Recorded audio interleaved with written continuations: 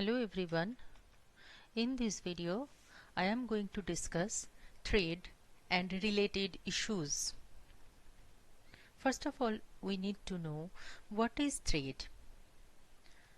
A trade, sometimes called a lightweight process.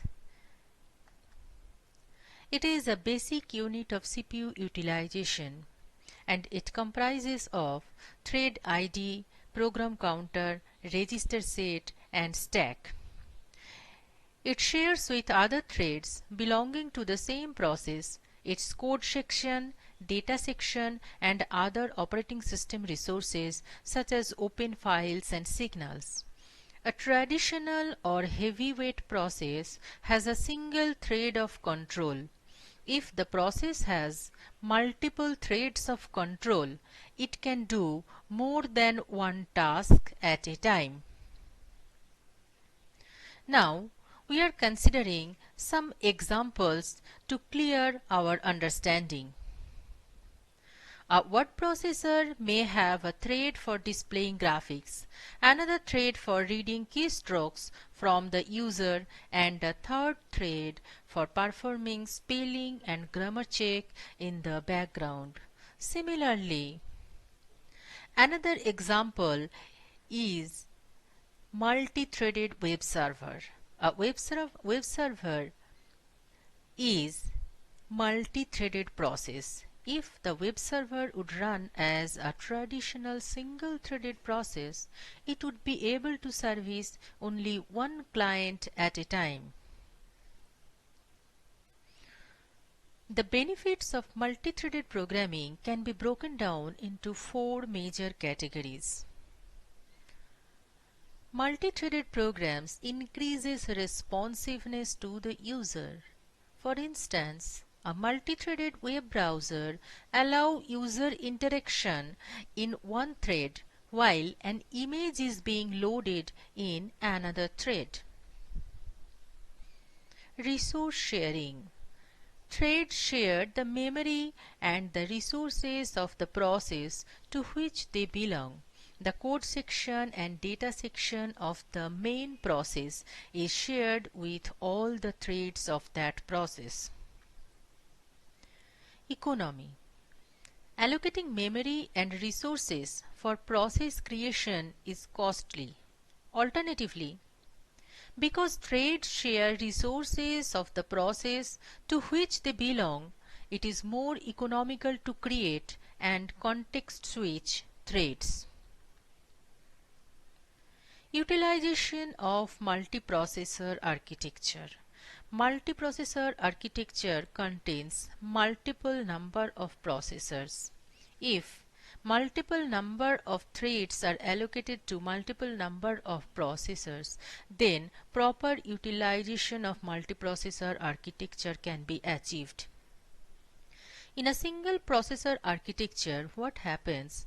The CPU generally moves between each thread so quickly, so rapidly as to create an illusion of parallelism. But in reality, only one thread is running at a time.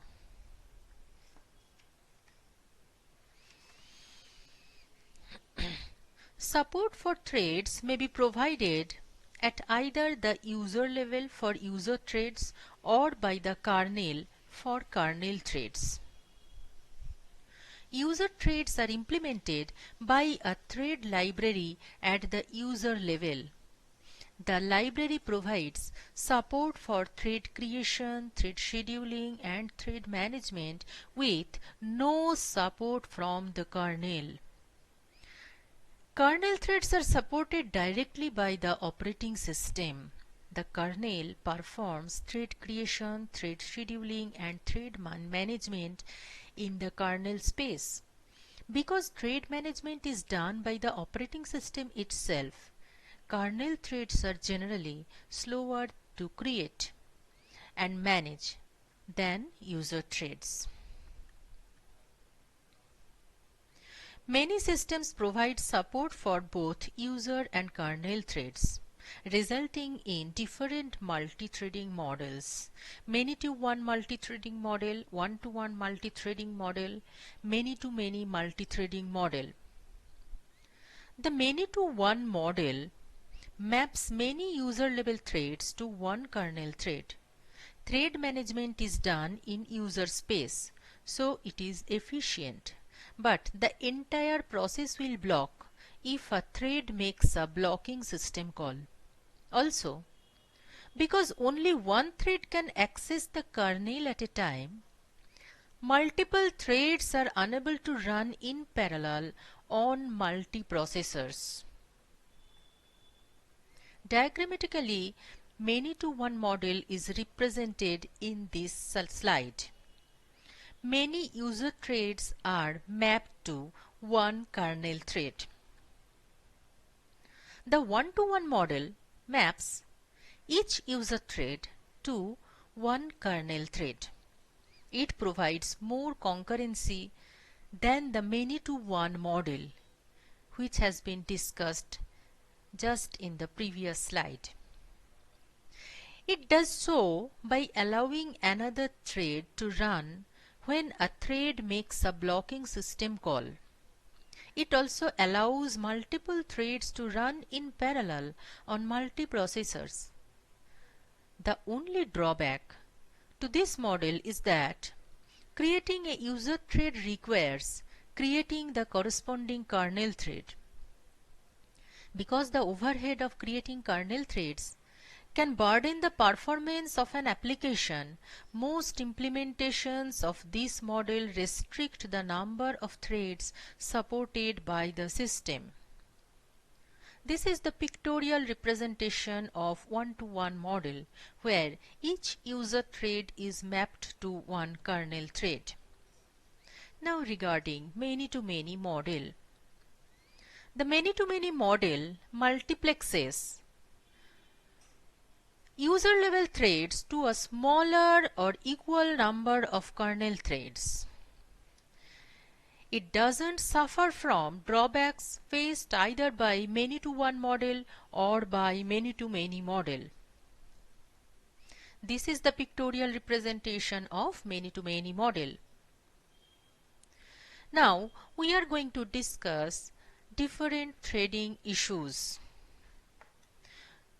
Fork and exec system call, signal handling, thread pool, and thread specific data.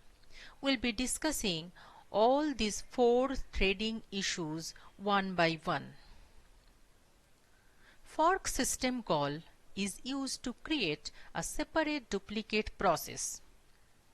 And exec system call is actually a group of system calls which are used to replace the entire process, including all threads. To illustrate the implementation, let us consider the Unix operating system. In Unix, each process is identified by its process identifier, which is a unique integer. A new process is created by the fork system call. The new process consists of a copy of the address space of the original process. This mechanism allows the parent process to communicate easily with its child process. Both processes continue execution at the instruction after the fork system call, with only one difference. The return code for the fork system call is 0 for the child process, whereas it is non-zero for the parent process.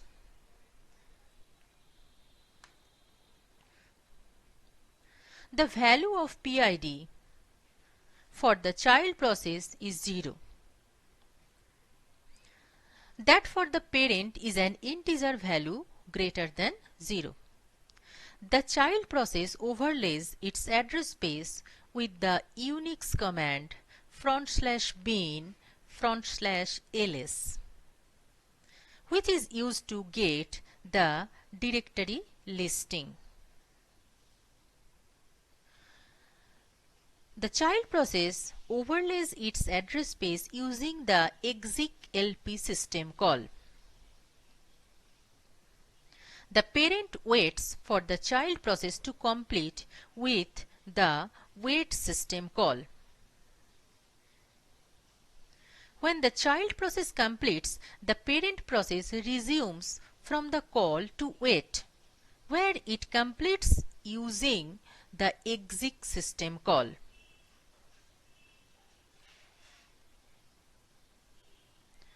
We can see the output of this particular simple program to understand the execution of fork and exec LP system calls. If PID equal to 0 means the child process is executing and the process image of the child process is overlaid by exec LP system call with ls command, which is supposed to show the directory listing. So as output of the child process, we are getting the directory listing a.out and main.c.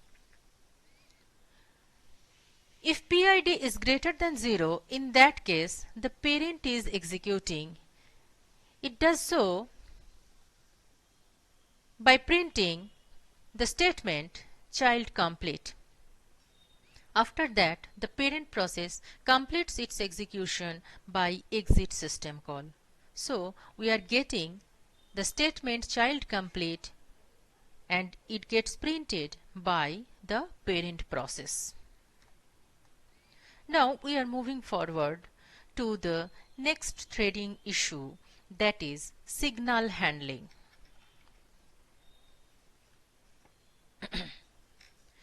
A signal is used to notify a process that a particular event has occurred.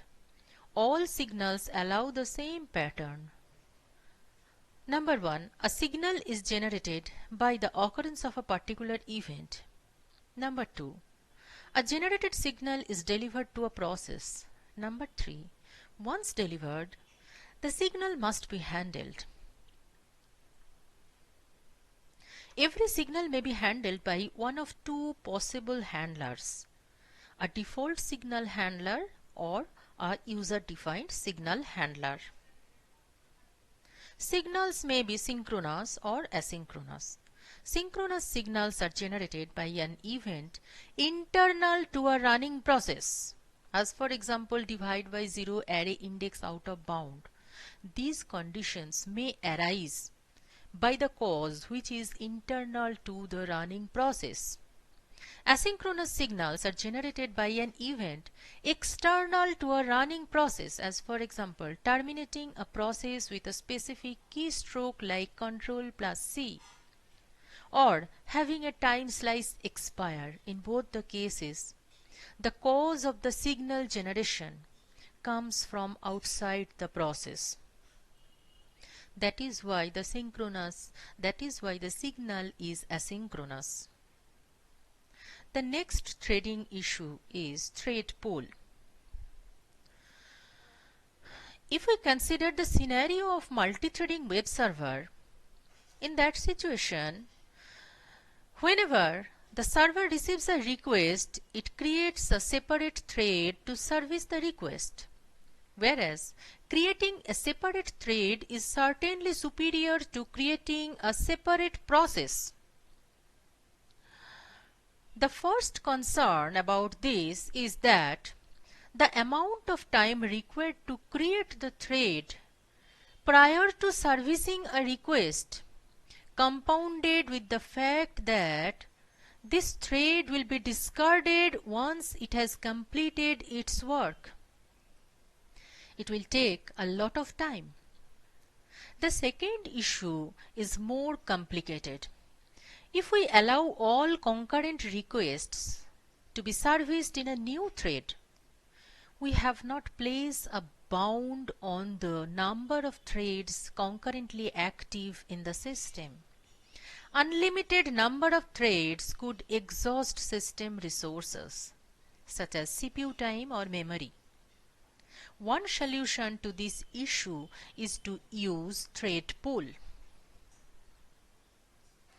The general idea behind a thread pool is to create a number of threads at process startup and place them into a pool where they sit and wait for work.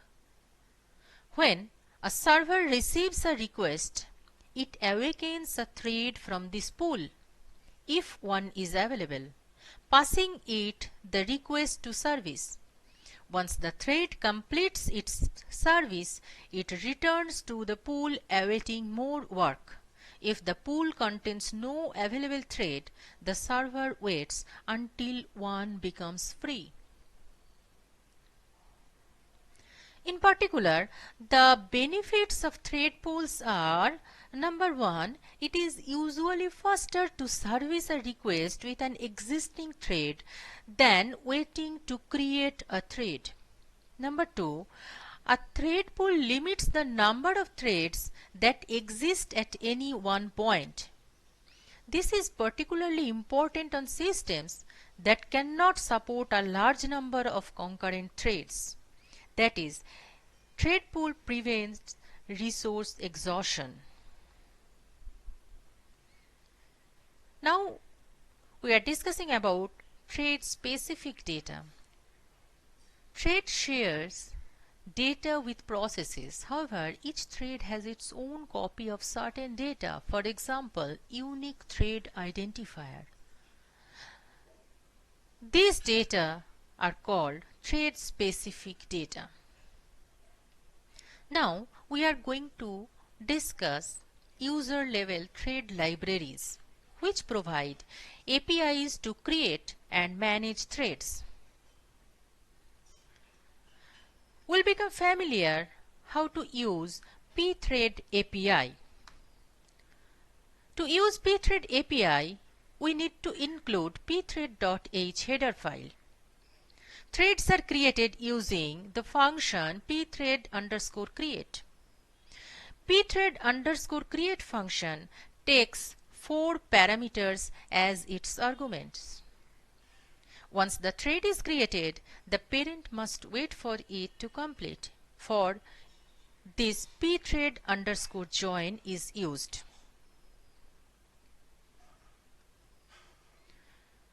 This is the program with which we'll be understanding thread creation using pthread API.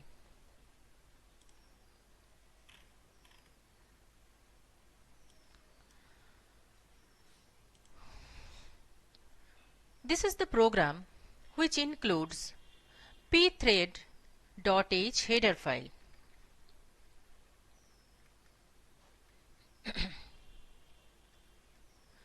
Summation is the thread function, means the thread will start execution in this function.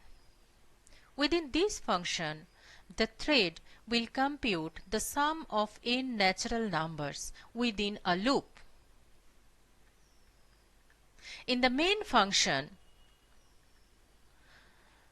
thread ID, the type of thread ID is indicated as pthread_t and the type of thread attribute is indicated as pthread_attr_t. Both the structures pthread_t and pthread_attr_t, both the structures are defined inside pthread.header file. pthread_attr_init is a function which is also defined inside pthread.h header file. This function is used to initialize the thread attributes. pthread_create is a function which is also defined inside pthread.h header file. This function is used to create pthreads. This function takes 4 parameters: thread ID, thread attributes, the name of the thread function, and the parameter which we require to pass inside thread function. The return value of pthread_create is 0 when the threads are created successfully. With pthread_join function, the main thread waits for the completion of the child thread. This program prints the summation result of n natural numbers inside the main function as well as inside the thread function. So now we are going to execute this program.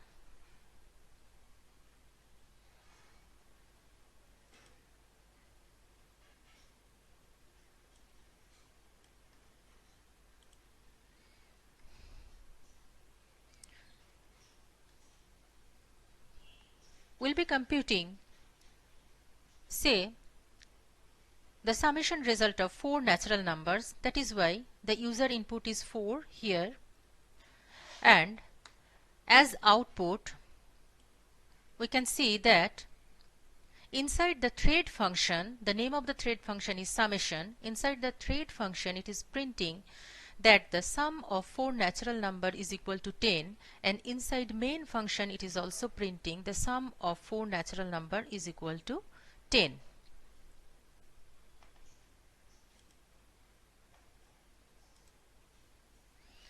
So with this we have understood the execution of pthread API.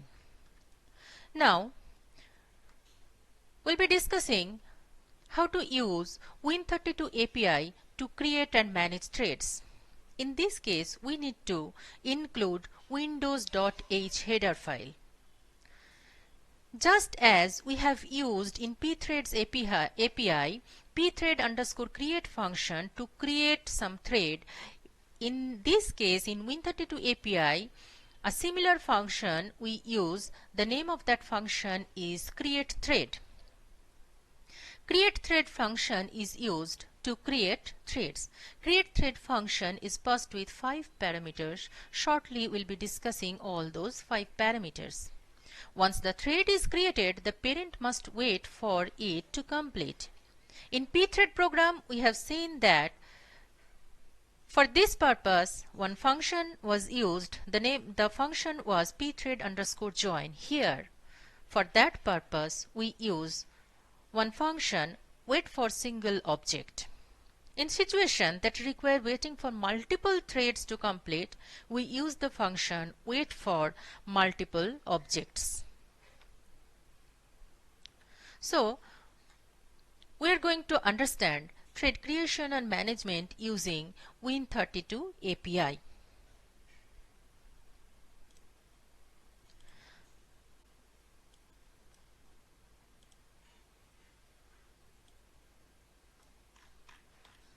This is the program. We have included windows.h header file. Sum is the global variable. The type is double word, that is a 32-bit unsigned integer. Here also the name of the thread function is summation. Summation is defined over here.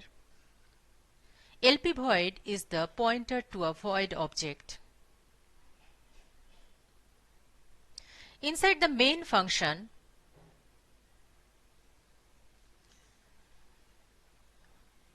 we have declared the type of thread handle as handle. Handle is a token to represent any resource object handled by the kernel itself. Similar to pthread_create, we use create thread function to create thread. We have passed 6 parameters over here. The first parameter is null, means the default security attributes are used. Second parameter is 0, means the stack size is not mentioned. Instead of that, default stack size is used. Third parameter is the name of the thread function. Fourth parameter is number, which is the parameter required to pass inside the thread function. Next parameter is 0. It is the default thread creation flag. And last parameter is thread ID. Create thread function returns null if thread creation becomes unsuccessful. Wait for single object function is used to wait for the child thread to complete. After that, close handle function closes the thread handle. So if we are going to implement this program,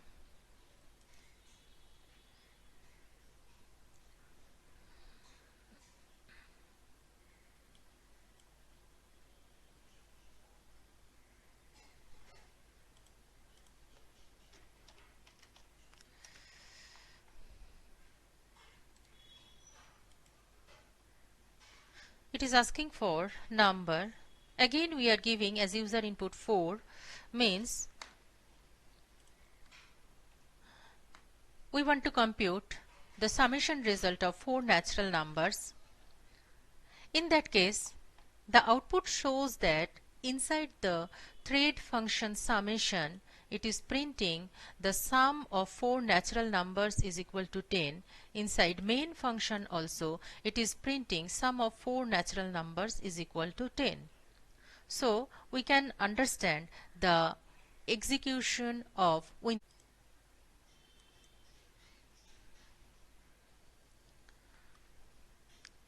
The reference book that I have used for my lecture is Operating System Concepts by Silversadge, Kelvin and Gagne from Wiley Publication. Thank you for watching the video. If you have any question, you please put the question in the comment section of the video. Thanks again.